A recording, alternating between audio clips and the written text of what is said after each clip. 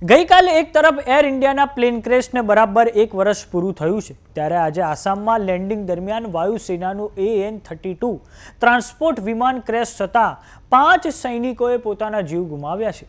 ભારતીય વાયુસેનાએ આ ઘટનાની તપાસના હવે આદેશ આપ્યા છે. વાયુસેનાનું આ AN-32 ટ્રાન્સપોર્ટ વિમાન ક્રેશ થયા પછી 2 ભાગમાં વિભાજિત થઈ ગયું હતું. તો આવો જાણીએ સમાચાર વિસ્તારથી. નમસ્કાર, જમાવટ સાથે હું છું પાર્થ.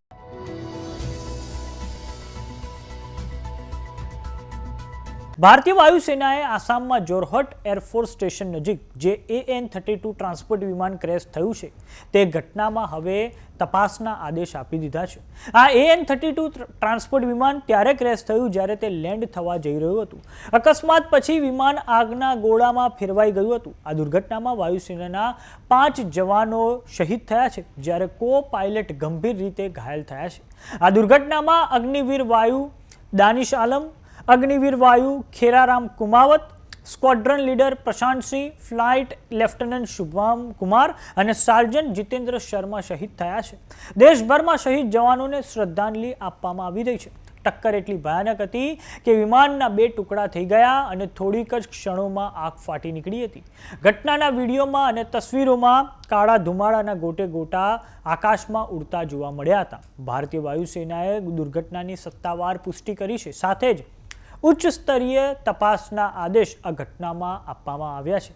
હાલ ટેકનિકલ ખામી કે પછી ખરાબ હવામાન પૈકી કયું કારણ જવાબદાર છે તે સ્પષ્ટ નથી થયું. તપાસ રિપોર્ટ પછી જ દુર્ઘટનાનું સાચું કારણ સામે આવી શકે છે. હવે આ સમગ્ર મામલે રક્ષામંત્રી રાજનાથ સિંહે આ દુર્ઘટના પર પ્લેટફોર્મ એક્સ પર ટ્વીટ કરીને શોક વ્યક્ત કર્યો છે. આ દુર્ઘટનામાં કો પાયલટનો જીવ બચી ગયો છે અને હાલ તેમની સારવાર ચાલી રહી છે. ઘટનાના કારણોની તપાસ માટે વાયુસેનાએ તપાસ સમિતિની રચના કરવાનો આદેશ આપ્યો છે. હવે આપણે AN-32 વિમાન વિશે જાણકારી મેળવીએ તો AN-32 સોવિયત યુગમાં વિકસાવવામાં આવેલું એક ટ્રાન્સપોર્ટ એરક્રાફ્ટ છે. 1980ના દાયકાથી તે ભારતીય વાયુસેનાનો મહત્વપૂર્ણ ભાગ રહ્યું છે. 1986 બાદથી AN-32 વિમાનો લગભગ 22 મોટા અકસ્માતોનો ભોગ બની ચૂક્યા છે. તેમ છતાં આજે પણ દેશના વિવિધ લોજિસ્ટિક અને ઓપરેશનલ મિશનમાં આ વિમાન મહત્વની ભૂમિકા ભજવી રહ્યું છે. તો વાત કરીએ અમદાવાદમાં થયેલા એ પ્લેન ક્રેશની કે જ્યારે ગઈકાલે આ ઘટનાને બરાબર 1 વર્ષ પૂર્ણ થયું છે.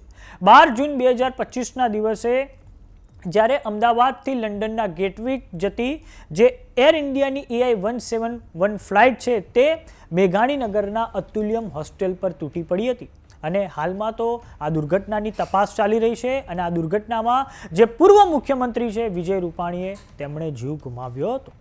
તો સમાચારોમાં અત્યારે બસ આટલું. જોતા રહો જમાવટ. જો તમે અમને YouTube પર જોઈ રહ્યા તો સબસ્ક્રાઇબ કરો. જો તમે અમને Facebook પર જોઈ રહ્યા તો ફોલો કરો. WhatsApp ચેનલને જોઈન કરવાનું ન ભૂલતા. નમસ્કાર.